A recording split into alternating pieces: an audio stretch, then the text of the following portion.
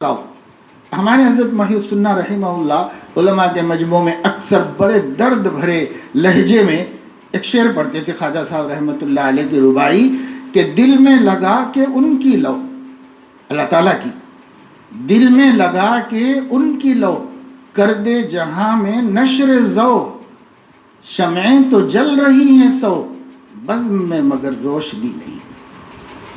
پہلے ایک ایک عالم ایک ایک علاقے کو سنبھال کے رکھا، ایک فتنہ نہیں گھس سکتا تھا اس پورے ضلع کے اندر۔ اب ہر ضلع میں 150-200 علماء میں جہاں جا کے پوچھتا ہوں، ہمارے تلنگانہ کے ہر ضلع میں اور مہاراشٹر میں اور کرناٹک میں جہاں جہاں میرا جانا ہوتا ہے، ہر ضلع میں کہیں 100 کہیں 150 کہیں 200 اور فارغ ہو کے آتے ہی چلے جا رہے آپس میں دست و گریباں، آپس میں ایک دوسرے کے مخالف، آپس میں ایک دوسرے کی ٹانگیں کھینچنا، وہ کچھ کام کرنے جا رہا ہے اس کو بدنام کرنا، وہ کچھ کرنا چاہتا ہے اس کی کمیاں نکالنا۔ خوبی تو کسی کی دیکھنا جانتا ہی نہیں آدمی، ہر ایک کی خامی دیکھو، ہر ایک کی خرابی دیکھو۔ یہ نظر کیا ہے؟ یہ نظر ہم داعیوں کی نہیں ہونی چاہیے، ہم دین کے خدمت گزاروں کی یہ نظر نہیں ہونی چاہیے۔ یہ نظر بہت غلط نظر ہے۔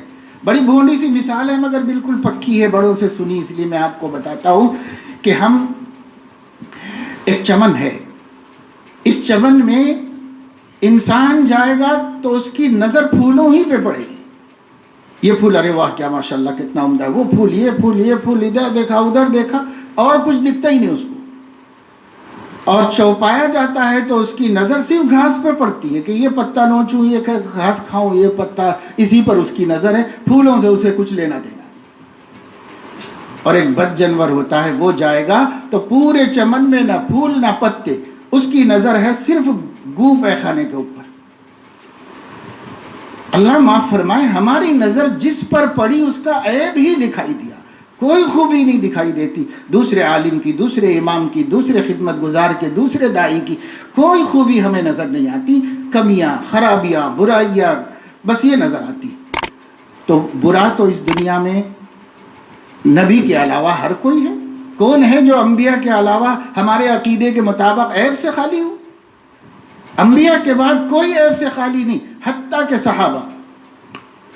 تو بھائی عیب تو ہر ایک میں ہے ہی، جب ہر ایک میں عیب موجود ہے تو اس کے برا ہونا اتنا برا نہیں ہے جتنا آپ کی نظر کا برائیوں پہ پڑتے رہنا برا ہے۔ خوبی بھی تو دیکھو، ہمارے نظر میں گندگی ہے، گندی چیز کی طرف چلی گئی، ہماری نظر پاکیزہ ہوتی تو اچھی چیزیں نظر آتی، عمدہ چیزیں ہمیں نظر آتی۔ تمام دین کے خادموں کی قدر کیجئے اس عنوان سے کہ وہ کام کر رہے ہیں، کچھ بھی کر رہا ہے بھائی، کچھ تو بھلا کر رہا ہے نا اللہ کے دین کا، اللہ کے بندوں کا۔ اب اس میں کچھ خامی ہوگی، خرابی ہوگی، خیانت ہوگی، کچھ بھی ہوگی تو کیا میں دودھ کا دھلا ہوا ہوں؟ میں عیوب سے پاک ہوں؟ اگر اپنے اوپر نظر ڈالیں تو پھر ہم کیا ہیں اپنے کو سب سمجھ میں آ جائے گا۔ تھا تو وہ بادشاہ بہادر شاہ، لیکن بڑا اچھا شاعر تھا، قادر الکلام شاعر تھا، اس کا دیوان ظفر ہے، اس میں اس کے زندگی بھر کے کلام اور اس کی تخلیقات اس کے اندر ہے۔ تو وہ کہتا ہے، تھے جب تک اپنے عیبوں سے بے خبر، رہے دیکھتے اوروں کے عیب و ہنر، پڑی برائیوں پہ جو اپنی نظر میں کوئی برا نہ رہا۔ یہ کب شروع کریں گے ہم کہ ہم اپنے عیوب دیکھیں، دوسروں کی خوبیاں دیکھیں، اپنے عیوب دیکھیں، دوسروں کی خوبیاں دیکھیں۔ جس دن ہم کو یہ کرنا آ جائے گا اس دن ہم اللہ کے نظر میں پیارے ہو جائیں گے۔ اللہ کی نظر میں پیارے قیمتی کپڑے پہن کے نہیں ہوں گے، ابا قبا سے نہیں ہوں گے، شاندار پگڑی سے نہیں ہوں گے، ایک مشت داڑھی سے نہیں ہوں گے، سر سے پیر تک متبع سنت نظر آئیں، بہت بڑے ولی اللہ دکھیں تو لوگ تو کہیں گے کہ اللہ والے نظر آ رہے ہیں، لیکن اللہ تو ہمارے باطن میں دیکھتا ہے۔ اللہ ہمارے ظاہر سے دھوکہ نہیں کھاتا، اللہ ہمارے باطن میں دیکھتا ہے۔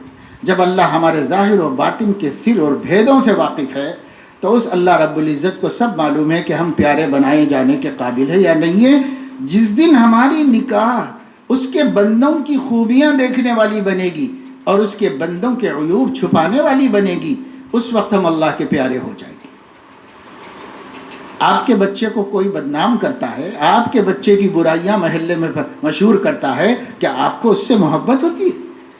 آپ کو اس سے دیکھ کے جی جلتا ہے؟ اللہ کے بندوں کو آپ برا کریں گے، بدنام کریں گے، رسوا کریں گے تو اللہ آپ سے کیسے خوش ہوگا؟ اللہ پاک بھی خوش نہیں ہوگا۔ الخلق عیال اللہ فاحب الخلق الی اللہ من احسن الی عیالہ۔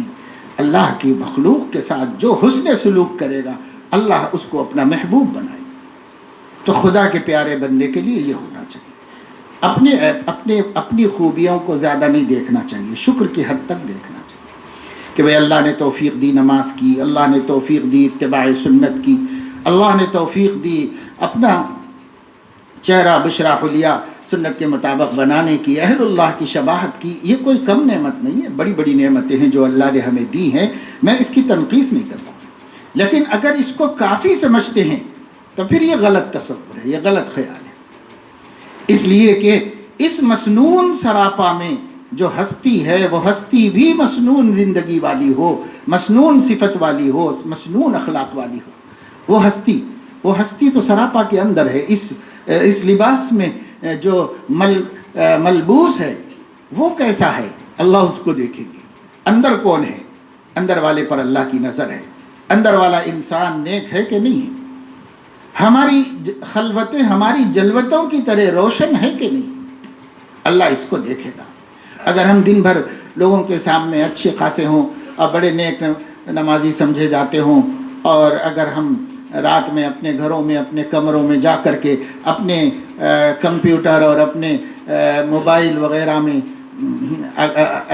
مشغول ہو جائیں اور اس مشغولی میں خشیت الہی خوف خدا ہمارے ساتھ نہ ہو اور پھر مبتلا معصیت ہو جائیں تو اس رات کی تاریکی اور اندھیرے میں ایک آنکھ تو آپ کو دیکھ رہی ہے، سب آنکھیں بند ہو گئی، سب آنکھیں بند ہیں، ایک آنکھ کھلی ہوئی ہے، کبھی نہیں بند ہوتی، وہ دیکھ رہی ہے، مسلسل دیکھ رہی ہے۔ میں نے آج جمعے میں لوگوں کو بتایا کہ دیکھو ہائی ویز کے اوپر ابھی ہمارے شہر حیدرآباد کے اطراف میں ایک آؤٹر رنگ روڈ ہے، اس کے اوپر شروع میں اسپیڈ لیمٹ نہیں تھی کیونکہ بہت بڑی کشادہ ہے اور آسانی سے لوگوں کو شہر کے باہر جانے کے واسطے بنائی گئی ہے، ہم بھی جاتے تھے اور بہت آسانی سے بہت کم وقت میں نکل جاتے تھے باہر، لیکن اس پہ جا کے نوجوانوں نے ریسنگ کرنا شروع کی تو اس میں ایکسیڈنٹ ہوئے، بہت بڑے بڑے نقصانات ہوئے۔ تب پھر حکومت نے لمٹ مقرر کر دی کہ سب 100 سے آگے نہیں چلا سکتے اس کے اوپر، تو جگہ جگہ لگا دیا گیا ہے، اور جگہ جگہ درختوں کے بیچ میں اور یہاں ادھر ایسے مخفی جگہوں پہ کیمرے لگا دیے گئے ہیں، اور کیمرے لے کے بیٹھتے ہیں اور جس کی اوور اسپیڈ ہوتی ہے اس کو فوراً چالان کر دیتے ہیں۔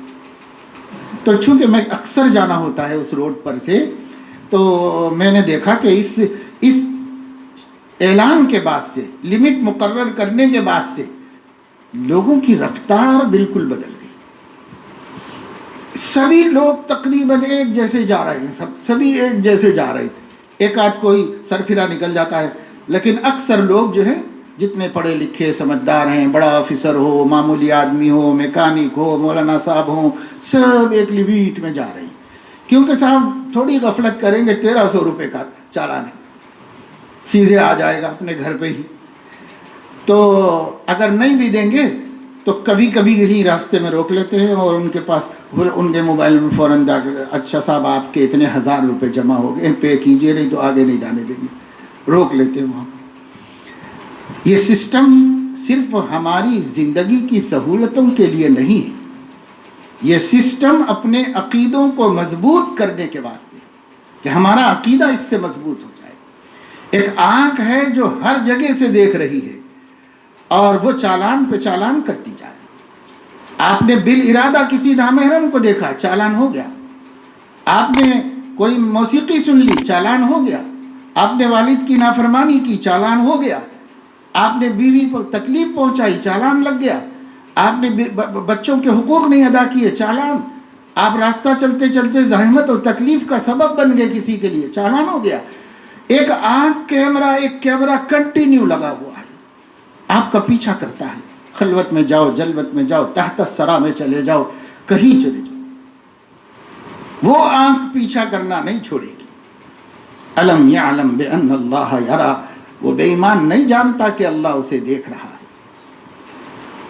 अल्लाह देख रहा है, अल्लाह देख रहा है, हर जगह खलवत हो के जलवत। अगर हम इस अकीदे पर हैं, अगर हम आयतों को सही समझते हैं, अगर हम हदीसों पर ईमान लाए हैं, तो फिर कैसे हम अल्लाह के देखने से और इन चालानों से गाफिल हो जाएंगे। 25,000 30,000 भी होगा, कुछ करके अदा कर देंगे, लेकिन अल्लाह के चालानों को क्या करेंगे। इसलिए हमें अपने आप पर नजर रखनी चाहिए। मैं कितना सुधर रहा हूं, मैं कितना सालेह बन रहा हूं। मेरी सालिहियत की सनद जो है मखलूक से नहीं लेनी है।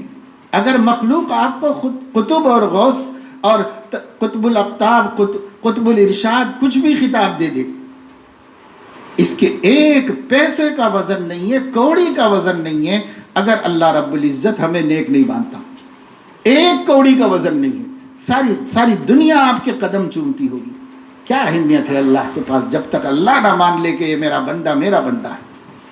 जब तक अल्लाह ना मान ले, क्या अहमियत है इसकी।